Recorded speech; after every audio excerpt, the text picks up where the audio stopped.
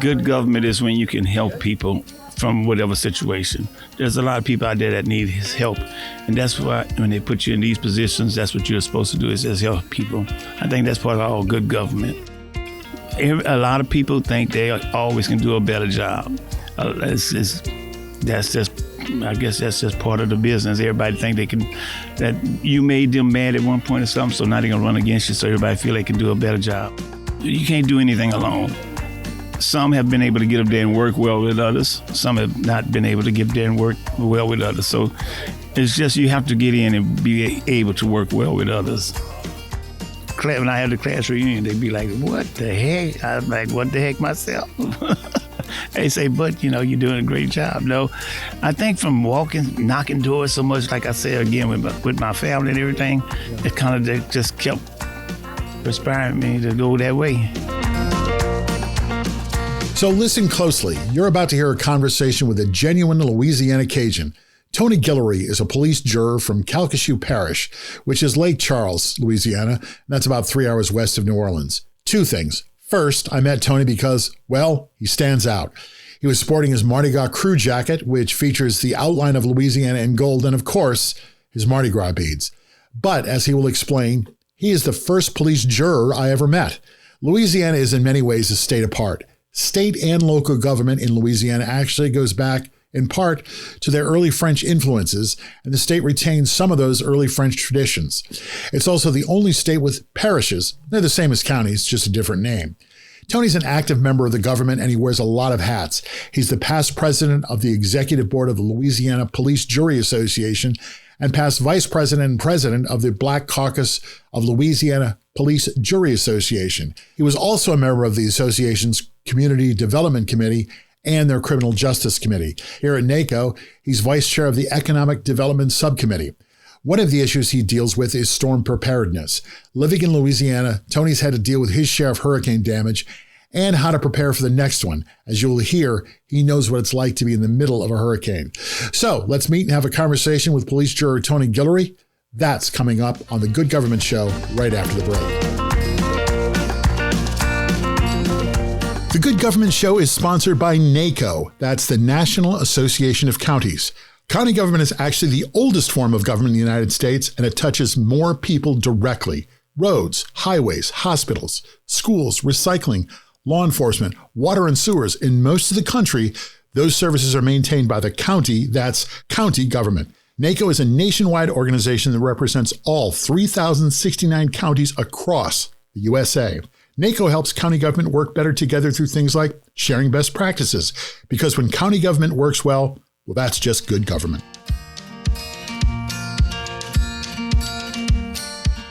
So, thanks for talking with me. You are not a county commissioner, but could you introduce yourself and tell us what your title is? My name is Tony Guillory. I'm from Louisiana, Lake Charles, Louisiana, which is about 3 hours away from New Orleans, and I'm a police juror. Louisiana is the only state that they're called police jurors and parish government. Everywhere else, we have parishes, and everybody else have counties. Now, I've known Louisiana is the only state with parishes. Did other states have parishes and they sort of dropped them, or is it unique to Louisiana? Louisiana, I think, because that way back the Napoleon law or something, it was way back in the 1900s, and what they was to do was to go out and police their area. Yeah. And then they eventually called it police jurors. So they tell me that's how it came up. Okay. Is parish government different than county government? No, it's the same. It's the same thing. All dealing with the same issues. Just drainage, whatever. Just roads, a different name. Different name. Now, correct me if I'm wrong, is Lake Charles Cajun country? Yes. It is. So are you a real Cajun? Yes, I got a mixture of everything in me. Really? Yeah. From Indian to everything. So these are the real Cajuns that came in and hid in the swamps? Yeah, that's the area. Lake Louisiana is the area. Tell me about Lake Charles. Lake Charles is we're about 200,000 of people in the surrounding area of the whole parish. Lake Charles is about an hour away from the shoreline of Cameron, which is the Gulf of Mexico. Right. So, hurricanes and all that, we are right there with it when it happens. So what's the issue that you're dealing with the most down there? What are the things that you're having to focus on? Well, one of our major issues in Lake Charles right now, as far as is drainage. We're trying to get drainage taken care of because, drainage have occurred, of course, all over the place because people are building and you don't have no more land space, and no more. That's where the water would go in. So now people are building, so it's making water flow in the streets more and making flood. How much of your district is actually below sea level? Well, actually, the New Orleans area, which is about 3 hours away, is more toward below sea level. Right. We're not really below sea level where we're at. But as you go down toward New Orleans, that's below sea level. Okay, but most of your parish is above sea level. Right. Any flooding from the Gulf, or are you too far inland, too far? Too far. The only time flooding has occurred is like storms. Okay. Storms. Is that something that you are constantly dealing with, is storm preparedness and storm readiness? Well, now it seems like more often. We had one back 50 years ago was before they had another one. Then now it seems like we're having one every other year. We had just recently. I was the president of Calcasieu Parish, Lake Charles, and I went through 2 storms within a week of each other. We missed the that'll tax special services. We missed the third one. It turned during the night and went to Texas. Oh. We would have got 3 within 2 weeks. And we had an ice storm, I had an ice storm, and I had a freeze all in one time, in about 3 months. How do you prepare for that? Storms is mainly we try to, like any other situation around the whole United States, try to at least get people out of the way, get them to go and try to, if they stay, there's a lot of people that do stay. Unfortunately, we try to make sure that they have enough food and candles and everything, because most of the time there is no power. Like the last storm we had, Hurricane Laura, knocked out, I think the energy company told me it compatible 600 miles of wire and I think 1,200 poles throughout the whole city. So we was down for a while. You live down there. I don't. I know this is a common occurrence. What makes people stay when they know they should go?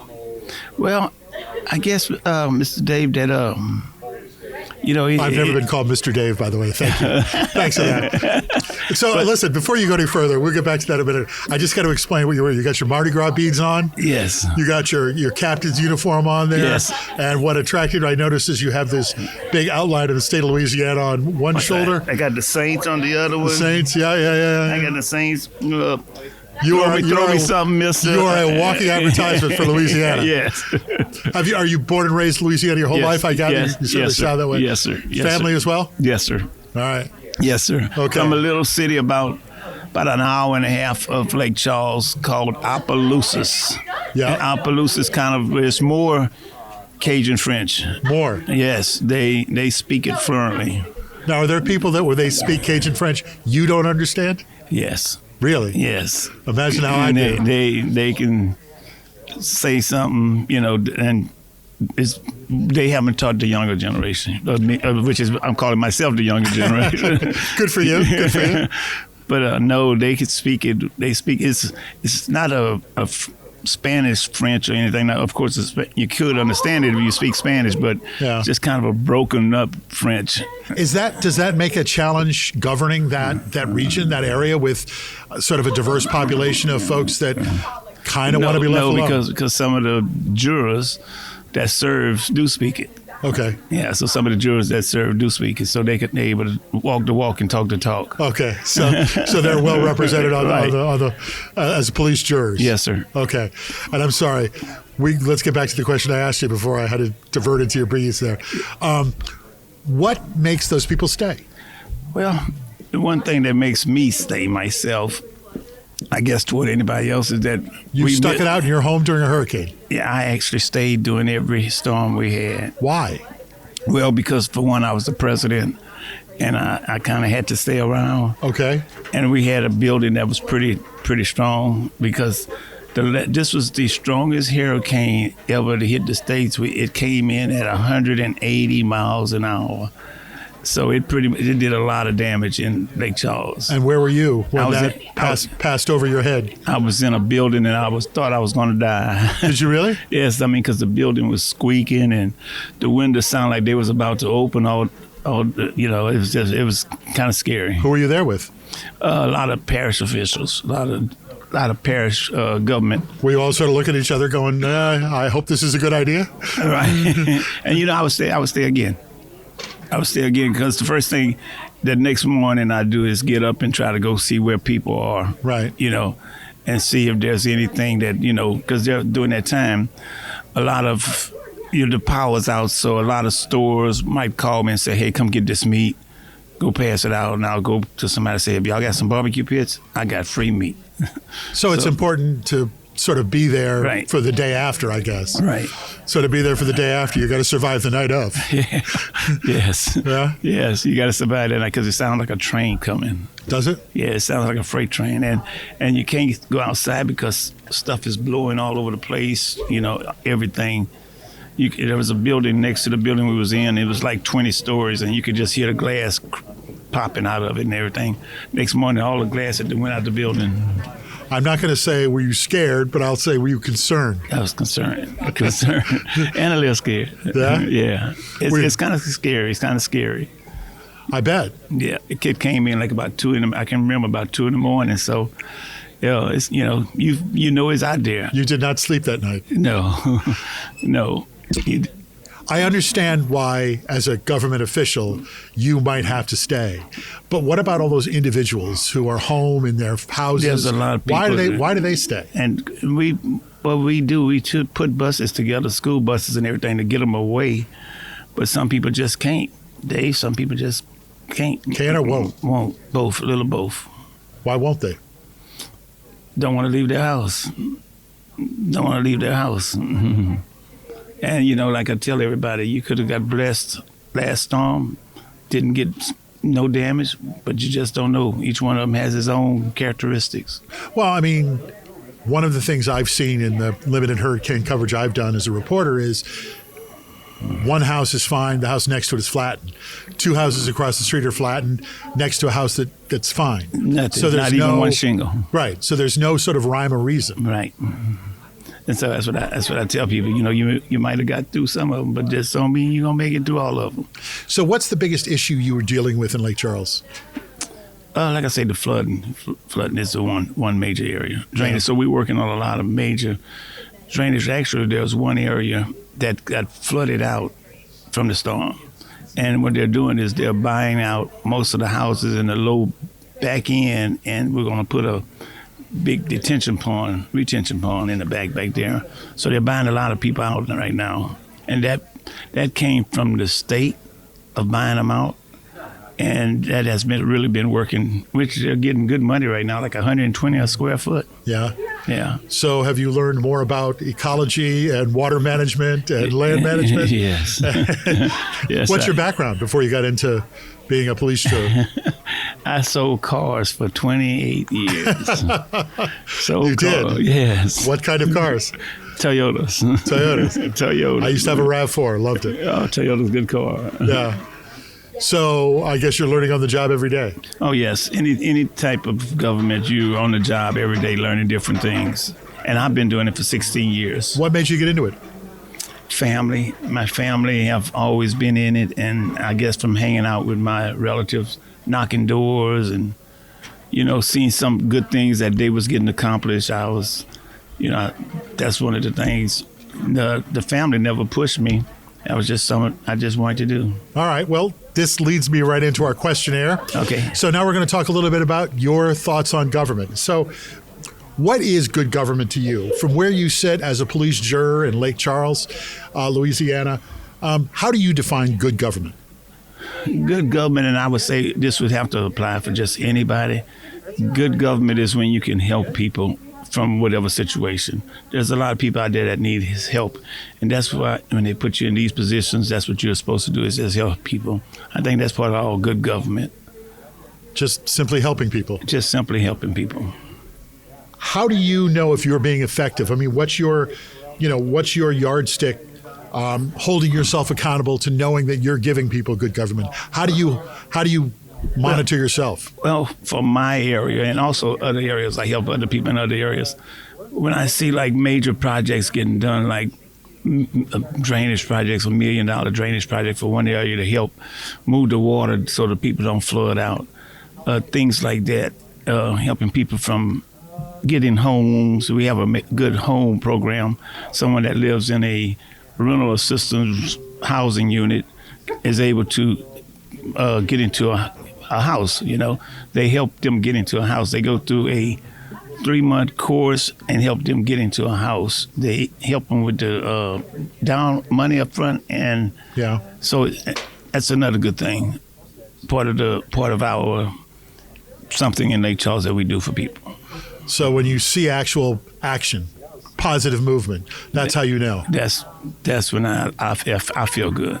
So let's talk about the people who put you in office, the people who voted for you, and the people who didn't vote for you. Right. How do they know? How should they know if they're getting good government, and how should they hold you accountable to make sure that you're, doing what you say you're going to do, or at least, in your words, helping people? Well, they should hold everybody accountable that's in politics or any type of form like that. I do believe that the people trust in me and know that I have did what I said I was going to do by helping people. So they keep re-electing me. I say that they ask, "Are we term limit?" I say every time they go to the polls, we're term limit. Right. They can vote us out every time. So if people feel like they're not getting good government, what should they do? What should people know? If you're not satisfied with a particular person or issues, and they just cannot do anything, the best thing to do is, of course, try to put somebody else there. That's one of the that's the only thing. If you just feel like that person don't call you back, don't do anything, don't vote them out. Vote them out. Get the bums out. Get them out. Should they run themselves? A lot of people think they always can do a better job. I guess that's just part of the business. Everybody think that you made them mad at one point or something, so now they're gonna run against you. So everybody feel they can do a better job. So it's just part of it. Have you seen people who have said, "Oh, I can do this better," come out of nowhere, get elected, and actually do a better job? Let me tell you what it takes. I don't know. It's 15 jurors. Okay. You can't do anything alone. Some have been able to get up there and work well with others. Some have not been able to get up there and work well with others. So it's just you have to get in and be able to work well with others.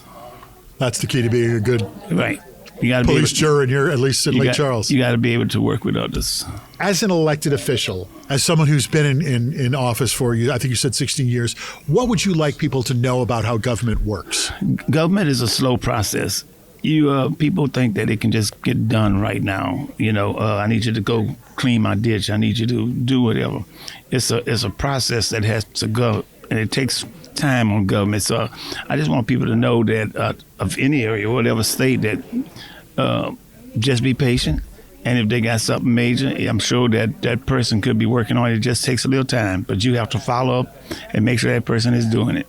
Do you want them to follow up with you? Yes, sir. Why? So I can make sure with myself that I'm on top of it, and also just so I can have an answer for them. Is there a difference between someone who is, why didn't you, and another person who's like just holding your feet to the fire? Yes, there's a lot of that. You should. As a matter of fact, I just had a call from a guy, actually a friend of mine. He just called me, man, the water is yellow this week, so I told him I knew about it, and they was working on it. They was cleaning out some lines and everything like that. So, but he holds my closest friends hold me more than anything.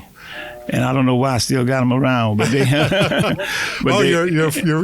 it make it hard to go have dinner with friends or just meet at the bar? And are they like? Yeah, because they will make sure that then I hope that they hold my feet to the fire. And they're saying, "Hey, Tony, what's going on? Yeah. I thought you were going to fix this last month." Can we just come have a beer? No, you're 24 hours when you're in government, so it's just a natural thing. So, who's your political hero? You know, one certain individual I wouldn't know, but there's some of my family members who I know who have done some great things is in the House and on the Senate side and of the state, and so those would probably be some of my greatest heroes. And those are the people that inspired you to do this yourself. Right. That's a good hero to have. I guess it worked. It rubbed off, and here you are. Yes. All right. All right. Now here's a great question for you. Okay. Louisiana, Cajun country. What is your favorite dish from your region in your area? Well, you know, we're big on crawfish. Yeah. We're big on crawfish. Jambalaya is one of my best. Jambalaya and now wait, but my best crawfish and boiled crawfish. Does that mean you make it? Yes. Yes. We actually had an event in Washington D.C. where we wanted to do a Louisiana hospitality suite. Right. And we wanted jambalaya, and when we got up there, they had gravy in one pot and meat and stuff in another pot. Yeah. With jambalaya, you put it all together. Right. So, you know, that Louisiana flavor is a different flavor. Everybody look at me. Look at my stomach, Dave. You know, Louisiana, but I love the boiled crawfish and everything. What do you cook at home? Some of everything. Well, man, everything from seafood, because we're right there close to You got all the family coming over on Sunday. What are you making? Look, we did a rooster gumbo the other day. Yeah. We did pig feet and tripe together. How was that? Yeah, and also like we did a wild hog. So we cook in Louisiana. You run over it, we eat it. we kill it. We eat everything. All right. Well, I'd love to be in Louisiana sometime on a Sunday. When you sort of touched on this a little bit, but growing up, did you think you were going to get into politics? I know you said your family was part of it. No, you didn't. Never. Were you like the president of your high school class? No, nothing. No. Really? My class, when I had the class reunion, they'd be like, "What the heck?" I was like, "What the heck myself?" They say, "But you're doing a great job." No, I think from knocking doors so much, like I said again with my family and everything, it kind of just kept perspiring me to go that way. But it was nothing you ever thought, "Oh, I'm going to do that." No. Wow. Okay. No. So let's bring it back to good government and what you do. Give me a really good example of good government that you've actually had a hand in Lake Charles.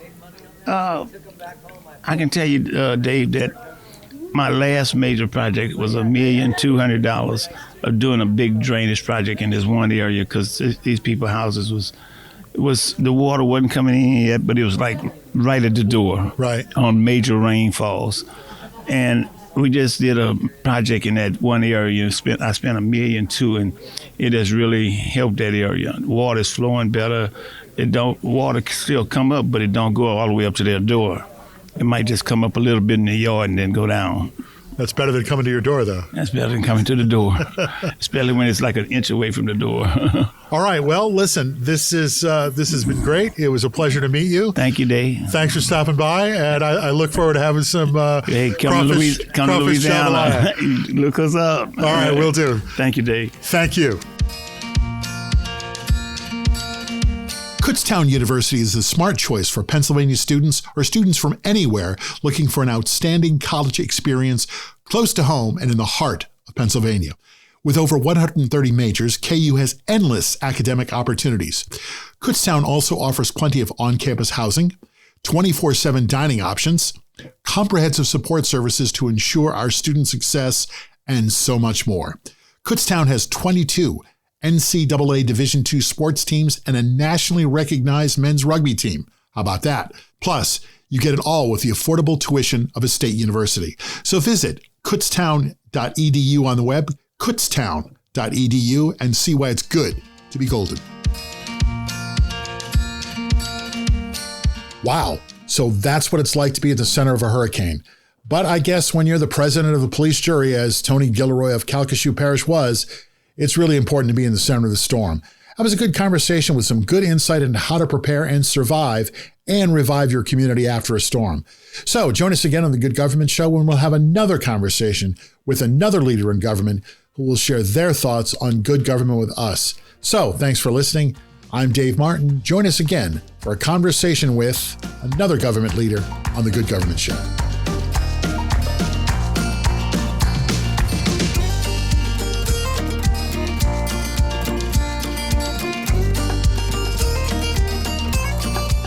The Good Government Show and A Conversation With is produced by Valley Park Productions. Jim Ludlow, David Martin, and David Snyder are the executive producers. Our editor and producer is Jason Stershic. This is The Good Government Show. Thanks for listening.